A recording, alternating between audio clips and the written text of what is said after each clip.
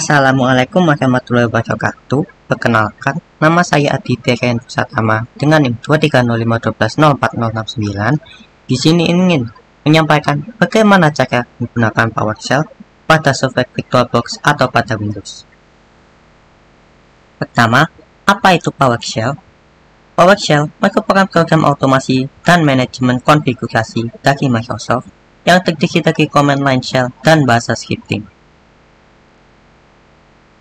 Dalam PowerShell, pekerjaan administratif biasanya dilakukan melalui cmd-lets atau dibaca command-lets yang merupakan class.NET khusus diimplementasikan untuk operasi tertentu. Untuk mengakses PowerShell, kita bisa mencarinya di Start menu.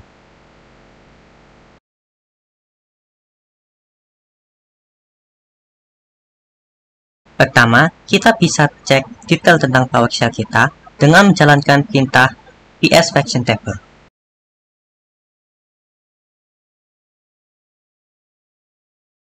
Output dari perintah ini adalah sebuah informasi tentang versi PowerShell, platform, serta edisi PowerShell kita. Lalu, kita juga bisa memodifikasi perintah ps version table untuk mencari sebuah informasi khusus, semisal kita ingin cari versi atau edisi dari PowerShell kita.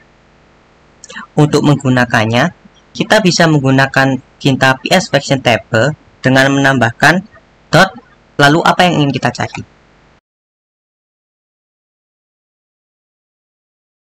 Di sini, saya ingin mencari ps edition-nya. Jadi, saya akan memencet dot dan mengetik ps edition yang ingin saya cari. Lalu, untuk selanjutnya, di dalam PowerShell terdapat banyak fungsi untuk mengerjakan banyak tugas. Salah satunya adalah perintah untuk navigasi. Beberapa contoh dari perintah navigasi, salah satunya adalah getChildItem. getChildItem merupakan perintah untuk menampilkan isi dari direktori tempat kita berada.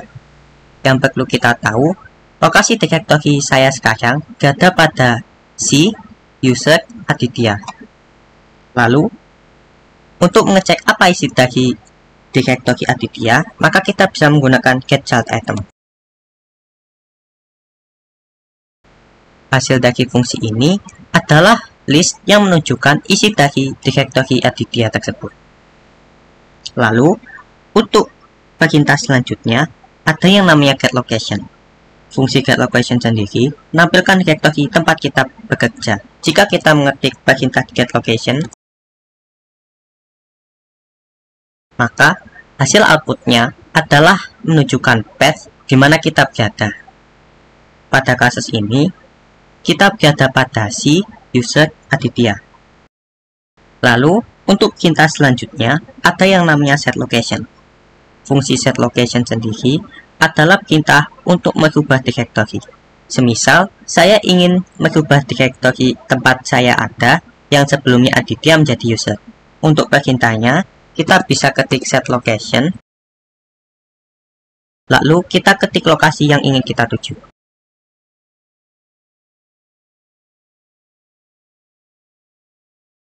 Lalu, hasil dari perintah tersebut, kita sudah berpindah pada direktori yang kita tuju, yaitu si user. Lalu, di dalam navigasi juga terdapat sebuah perintah untuk membuat direktori bernama folder. Untuk perintahnya berbentuk new script item type, directory, script name, lalu nama foldernya.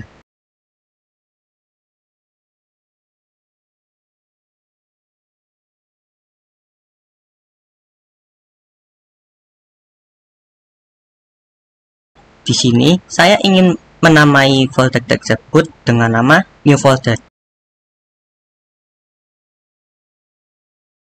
Lalu, hasil dari perintah tersebut adalah dibuatnya sebuah folder baru di direktori user Aditya. Kita bisa mengeceknya dengan menggunakan getChildItem.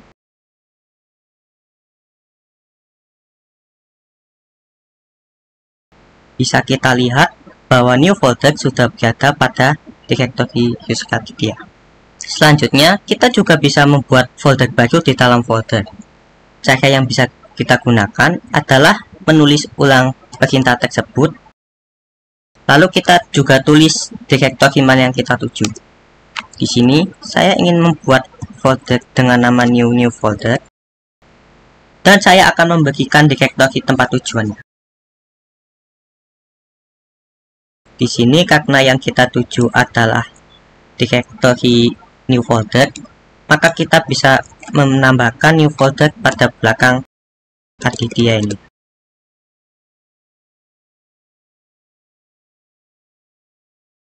Seperti yang ditampilkan, bahwa new folder sudah dibuat pada direktori new folder yang baru. Selanjutnya, untuk melihat folder di dalam folder, kita juga bisa menggunakan cara yang sama seperti sebelumnya, yaitu menambahkan direktori pada akhir sebuah perintah. Di sini saya akan menggunakan child item untuk melihat new folder dengan cara menambahkan direktori lokasi tujuan melihat folder tersebut. Bisa kita lihat bahwa hasil outputnya adalah direktori yang kita tuju. Untuk selanjutnya, ada sebuah perintah dalam navigasi, yaitu copy item. Copy item sendiri berfungsi untuk menyalin direktori beserta isinya ke lokasi lain.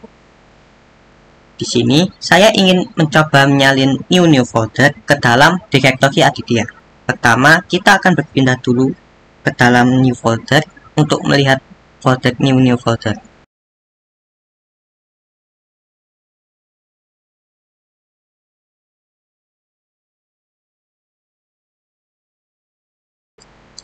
Di sini kita lihat dulu apakah sudah ada new foldernya atau belum.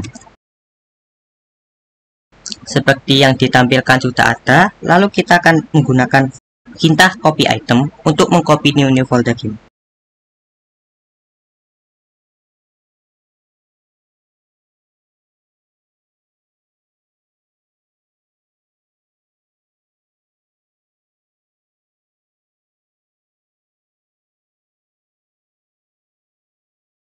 Lalu kita bisa cek pada direktori Aditya apakah hasil dari perintah tersebut sudah berjalan atau belum.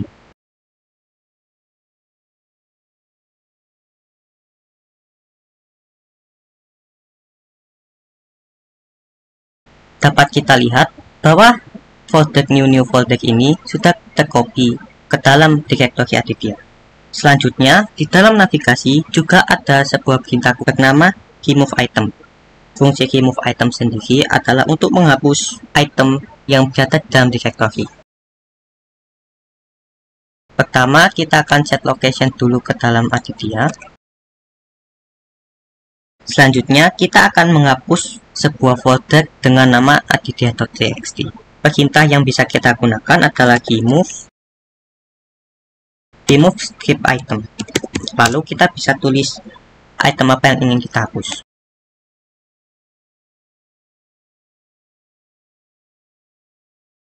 Di sini kita bisa mengecek apakah sudah terhapus atau belum. Seperti yang ditampilkan bahwa aditya.txt sudah terhapus. Lalu kita juga bisa menghapus subdirektori beserta isinya. Di sini saya ingin mencoba untuk menghapus direktori new folder yang di dalamnya terdapat new folder. Perintah yang bisa kita gunakan adalah remove script item.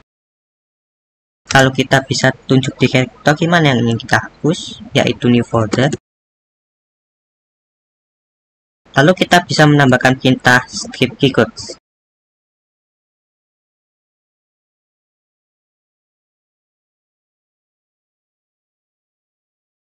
Seperti yang bisa dilihat bahwa direktori new folder sudah terhapus beserta isinya. Selain perintah navigasi, di dalam PowerShell juga terdapat perintah redirection. Perintah redirection merupakan metode untuk mengalihkan standar output ke tujuan lain. Salah satu fungsi redirection adalah untuk menampilkan teks ke konsol dan menampilkan isi dari berkas. Untuk perintahnya sendiri, terdapat perintah write output untuk menampilkan teks ke konsol dan get content untuk menampilkan isi dari berkas. Bila kita coba, pertama kita akan mencoba membuat sebuah teks yang isinya adalah tulisan halo. Untuk cara membuatnya, kita bisa menggunakan write.output Lalu kita bisa menggunakan petik 2 dan isi yang ingin kita tulis, yaitu pertama adalah halo. Lalu kita bisa tulis tujuannya, yaitu adalah sebuah teks. Di sini saya akan menamainya sebagai Aditya teks, aditya.txt. Lalu untuk perintah selanjutnya adalah perintah untuk menampilkan isi dari teks. Untuk kita menampilkan isi dari teks yang sudah kita buat, kita bisa menggunakan get script content dan nama teks yang ingin kita buka.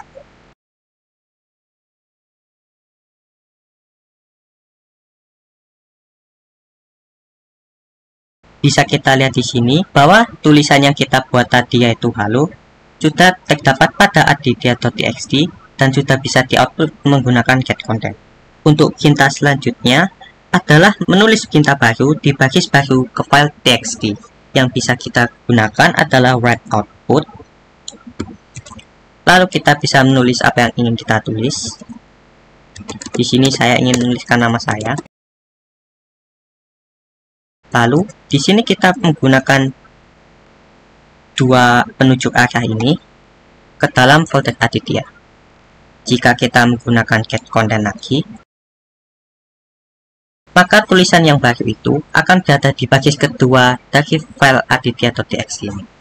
Selanjutnya, kita juga bisa menulis ulang file teks kita menggunakan perintah write output ini dengan satu petunjuk arah.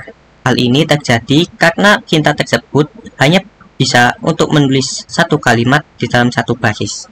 Jika kita mencoba melakukan perintah write output lagi, misalnya dengan nama saya dan NIM saya,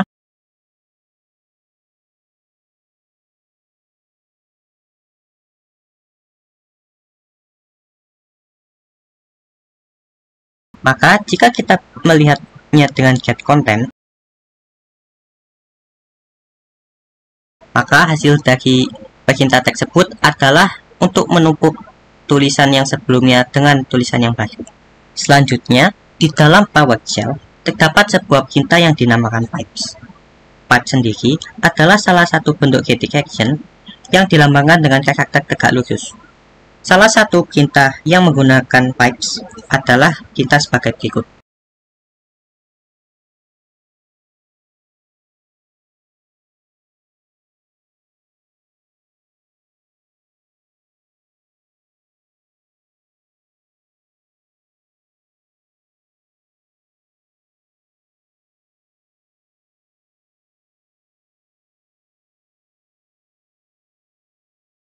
Bagi perintah yang ditampilkan, getProcess akan menampilkan informasi tentang proses yang berjalan. WakeObject memiliki alias wake akan menyaring output dari getProcess berdasarkan kondisi. Dalam kasus ini, menyaring proses di mana working set size lebih dari 100. Lalu, pipeline juga bisa digunakan untuk hal lainnya. Salah satunya adalah membuat teks seperti write output. Cara penulisannya adalah sebagai berikut. Pertama, kita bisa menuliskan petik 2. Lalu kita tuliskan apa yang ingin kita tulis. Di sini saya ingin menuliskan nama sama NIM saya.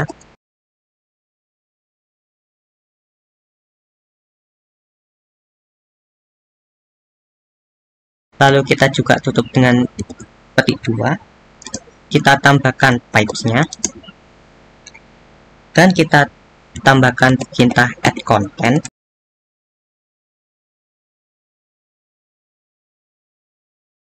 Lalu kita skip path dan tulis apa nama file tersebut.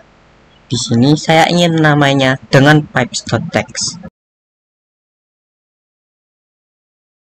Lalu jika kita cek menggunakan child item,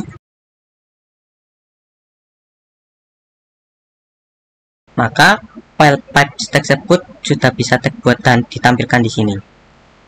Kita juga bisa mengecek isinya dengan menggunakan get content.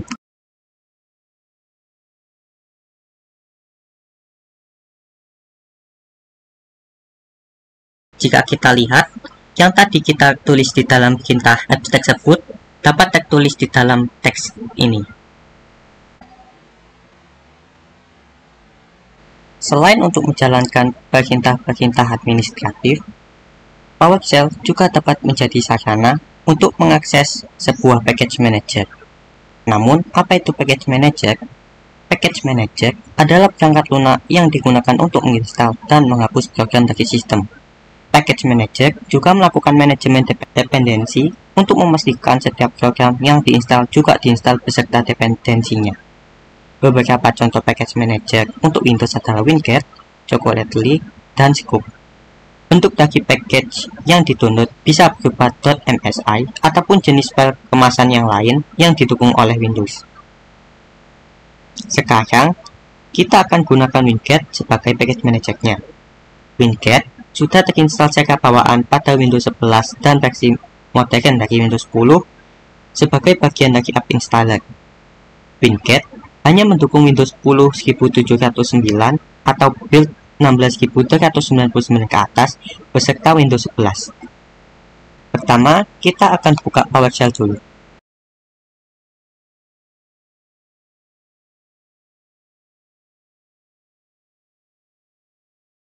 Untuk pertama, sebelum menjalankan WinGet, kita harus mengetahui dulu apakah WinGet sudah diinstal atau belum pada Windows kita.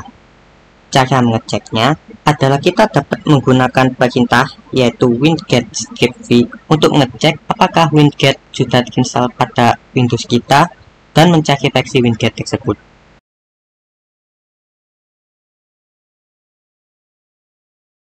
Jika kita sudah memasukkan perintah winget script-v, namun terdapat pemberitahuan jika WinGet tidak ada di dalam Windows kita, maka kita harus mendownloadnya via browser.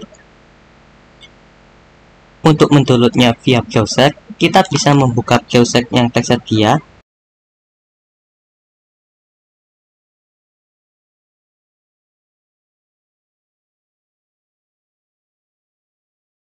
Lalu, pada kolom pencarian, kita bisa mencarinya dengan kata kunci winget.sci.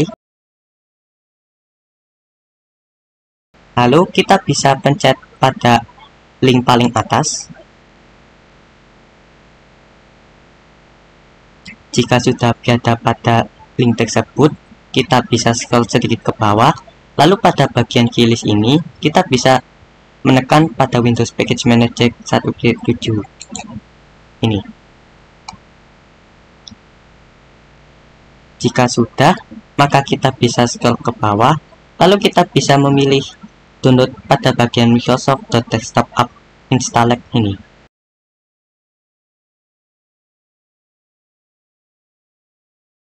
Dikarenakan saya sudah mendownloadnya, kita akan langsung install saja.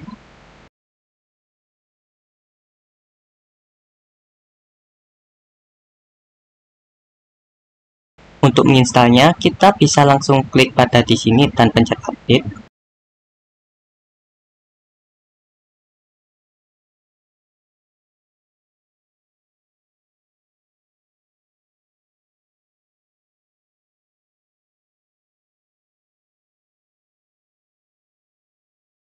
Lalu, jika sudah terinstall, kita bisa pencet X pada sini.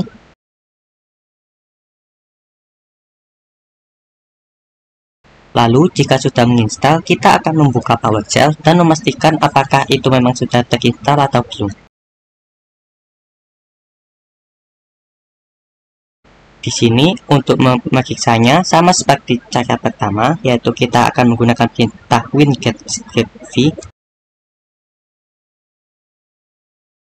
Jika perintah sudah dieksekusi dan mengeluarkan output yaitu data dari versi tersebut, tandanya WinGet sudah berhasil terinstall di dalam Windows kita. Lalu sekarang kita akan mencoba mencari nama paket menggunakan perintah winget. Untuk mencari nama paket, kita bisa menggunakan perintah winget search, lalu paket apa yang ingin kita cari.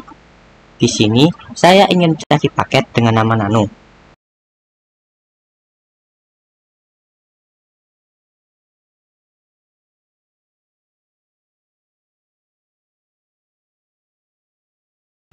Dari hasil perintah yang kita masukkan, akan keluar beberapa paket dengan nama nano di dalamnya.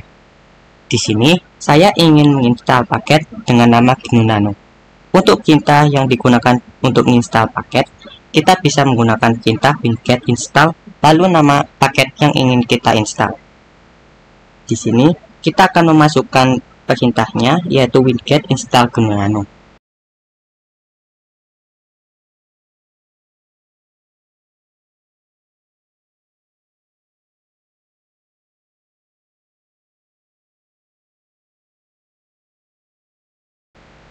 Dalam proses instalasi, disarankan untuk menggunakan internet agar dapat berjalan.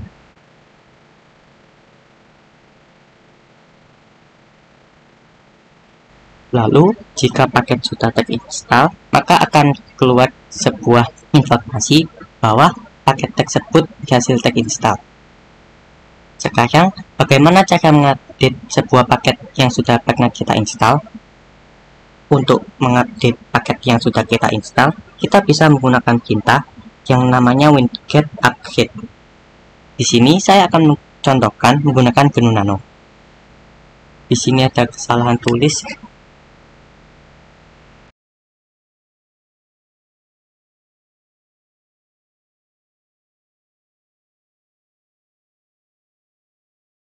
Jika misalnya kita sudah memasukkan perintah winget upgrade GNU Nano, di sini akan keluar sebuah pemberitahuan bahwa tidak ada upgrade yang tersedia untuk GNU Nano tersebut. Bagaimana cara menguninstall? Lalu,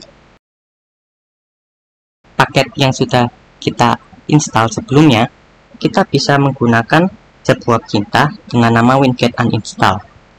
Di sini saya akan mencontohkan menguninstall menggunakan paket GNU Nano yang sudah kita install tadi.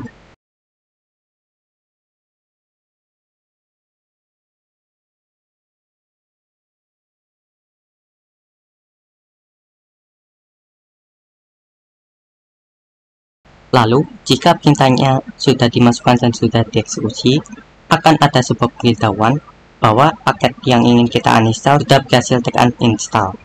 Jadi, GNU Nano sudah tidak ada dalam device kita.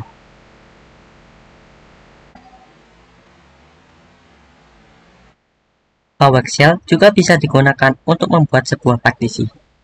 Lalu, apa itu partisi? Partisi merupakan metode pembagian media penyimpanan secara fisik sekunder menjadi bagian-bagian individu yang terpisah dan terisolasi secara virtual. Sebagai contoh, satu HDD atau satu SSD bisa dipotong menjadi beberapa bagian secara virtual untuk memudahkan mengorganisir file atau berkas di dalamnya. Dalam satu media penyimpanan fisik bisa digunakan untuk satu atau lebih partisi. Berapa banyak jumlah maksimum partisi dalam satu perangkat fisik ditentukan oleh media penyimpanan itu sendiri. Lalu, kita bisa membuat partisi dari sebuah disk kosong menggunakan PowerShell. Namun, PowerShell harus dijalankan sebagai administrator agar bisa melakukan operasi ini.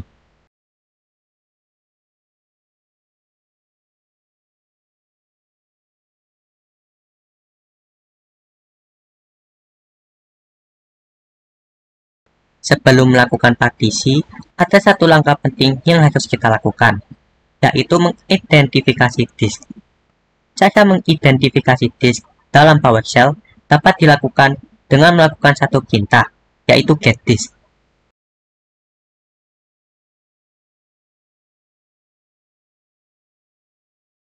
Dapat dilihat di sini, disk VirtualBox saya masih berjumlah 1.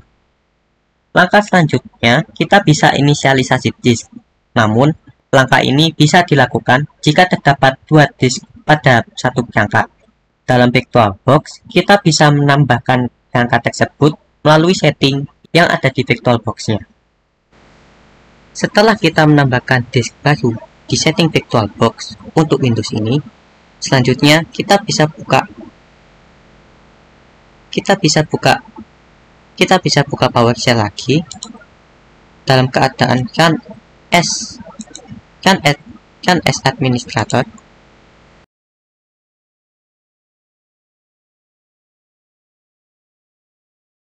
Selanjutnya, kita cek apakah disk yang kita tambahkan tadi sudah terpasang atau belum di VirtualBox kita. Kita bisa menggunakan command getDisk lagi.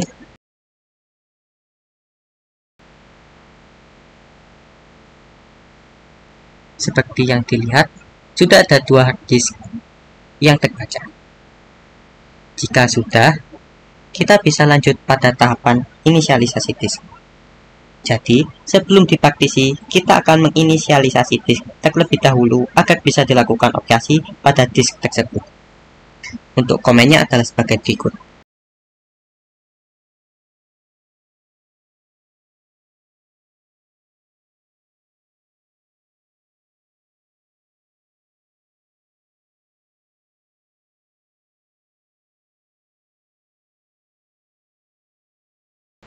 Setelah kita inisialisasi disk, kita bisa lanjut untuk membuat partisi utuh.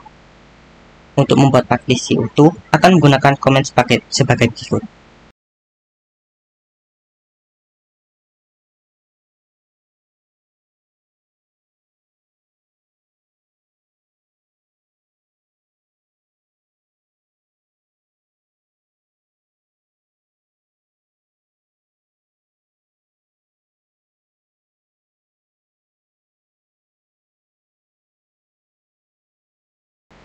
Ada salah penulisan.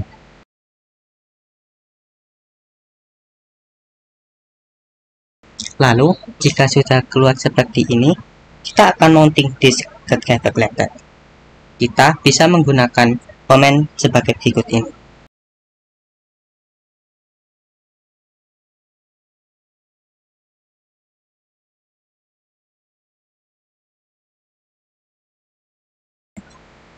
Lalu, jika outputnya menampilkan 2 disk ini, kita akan memilih partition number 2 karena itulah partisi yang kita buat.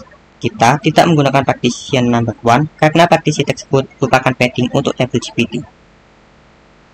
Selanjutnya, kita akan menambahkan komen sebagai berikut ini.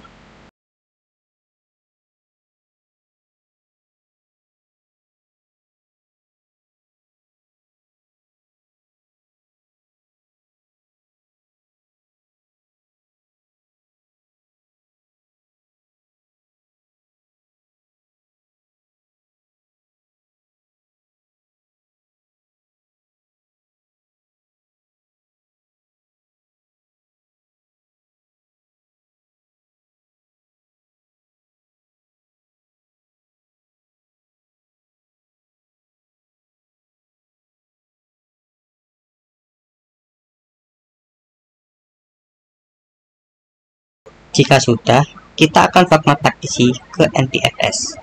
Kita akan menggunakan NTFS sebagai file system yang umum digunakan di Windows untuk secondary mesh storage.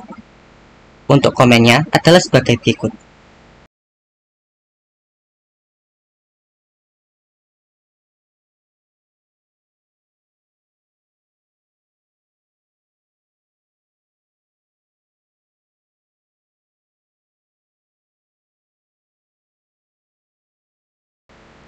Lalu, jika sudah keluar output seperti yang ditampilkan di layar tadi, kita bisa klik pada file explorer ini. Lalu, pada bagian ini kita bisa format disk. Lalu, pada bagian sini kita start. Kita OK. Jika format selesai, kita bisa silang itu. Jika kita buka pada file explorer, maka pada bagian device and drive sudah terdapat local disk G yang sudah kita buat.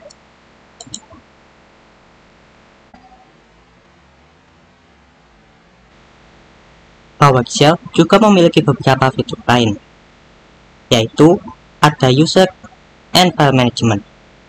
Jadi, pada satu sistem operasi bisa memiliki beberapa user atau pengguna yang berbeda. Masing-masing user bisa memiliki file dan aplikasi sendiri.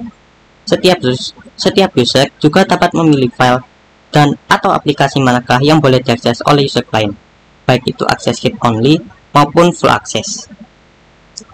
Jadi, untuk menambahkan user, kita pertama buka PowerShell dalam keadaan run as administrator.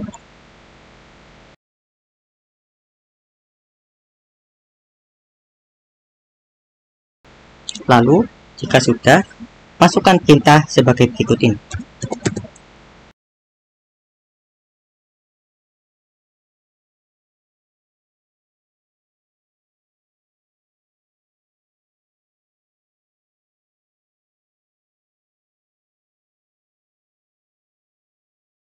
Di sini kita bisa memasukkan namanya sesuai dengan keinginan.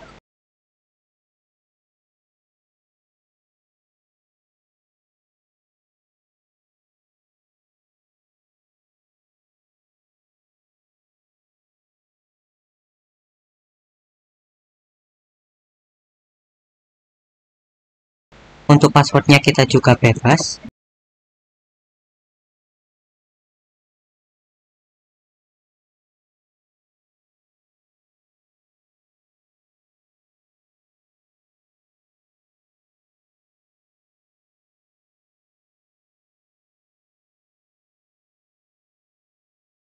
Lalu pada opsi full name ini kita bisa memasukkan nama lengkap kita.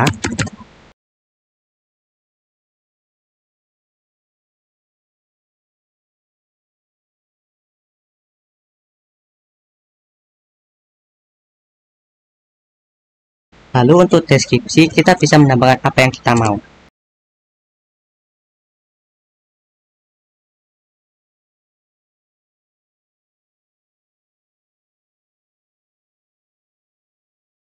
Nah, di sini user 2 sudah terbuat. Lalu, kita juga bisa melihat daftar user menggunakan Kinta sebagai berikut.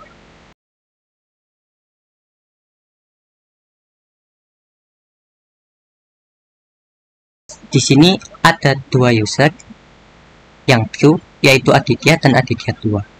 Lalu, bagaimana cara menghapus user? Cara menghapus user bisa dilakukan menggunakan komen berikut.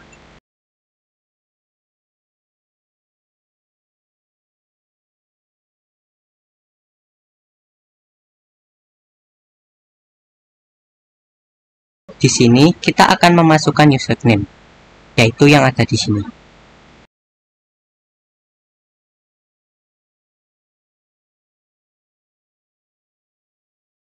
Lalu kita bisa enter.